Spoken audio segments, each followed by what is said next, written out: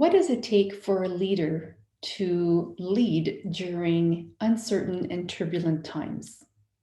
Well, I've discovered 5 key elements that can help any leader be a proactive, conscious, and compassionate leader, even if they're going through tough times with their teams.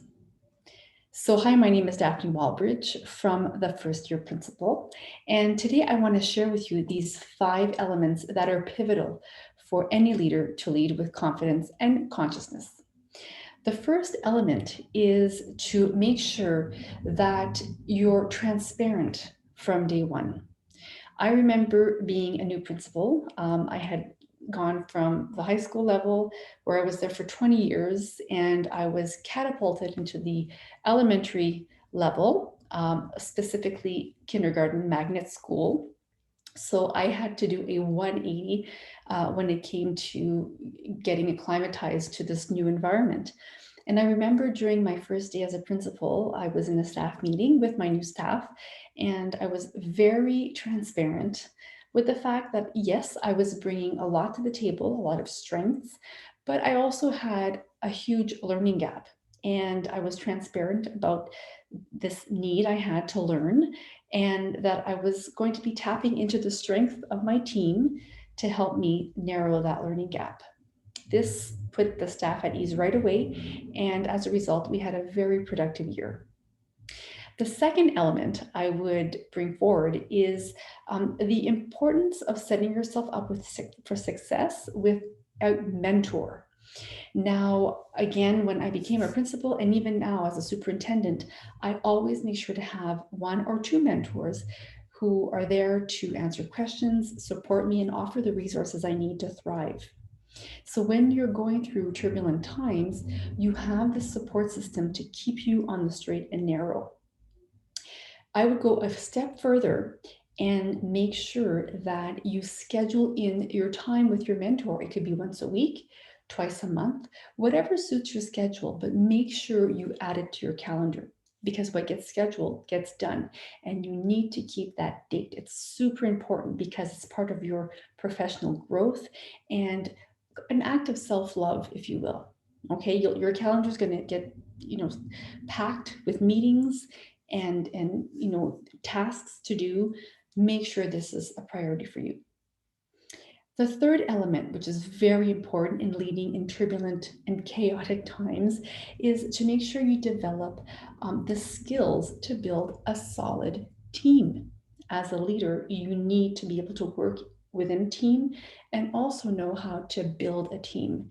And one critical element in team building is knowing who to place in which position, kind of like having the people on the right seat in the bus.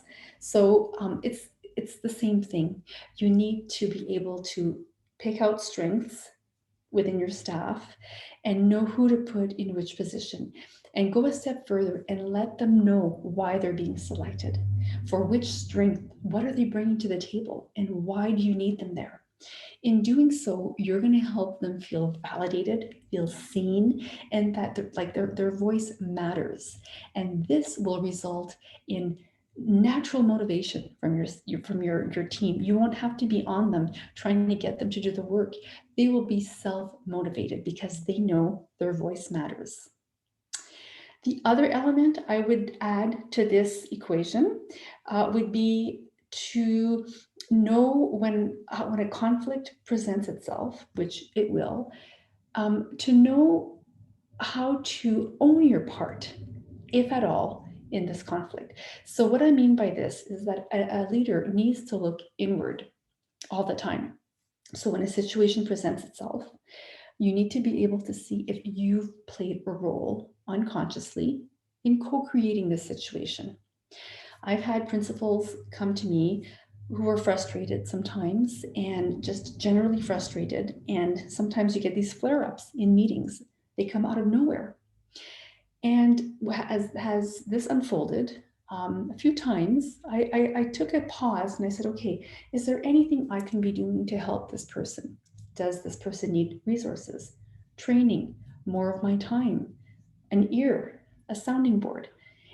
In doing so, you're offering a helping hand, you're remaining open, and then you're also reaching out to that person and saying, okay, I'm going to do this because I see you need my support, but what can you do as well to make sure you don't snap anymore, or you can see this coming?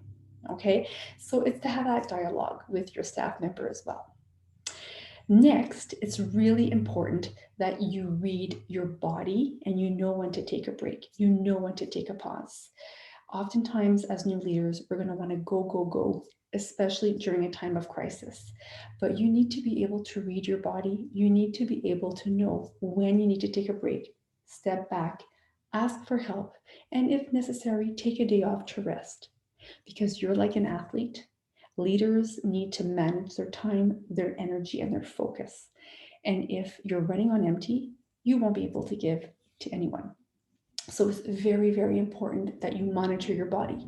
Personally, I know that when I get over emotional, oversensitive for no reason, that's my cue that I need to take a step back and I need to look inward and, if necessarily, take a day off.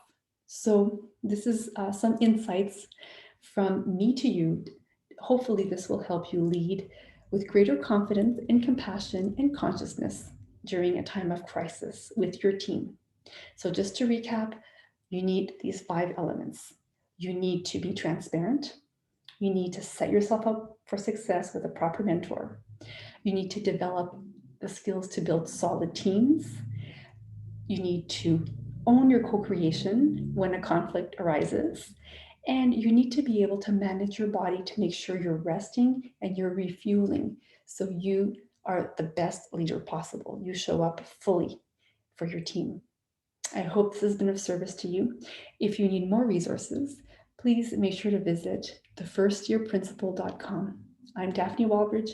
Until next time, take care. Bye for now.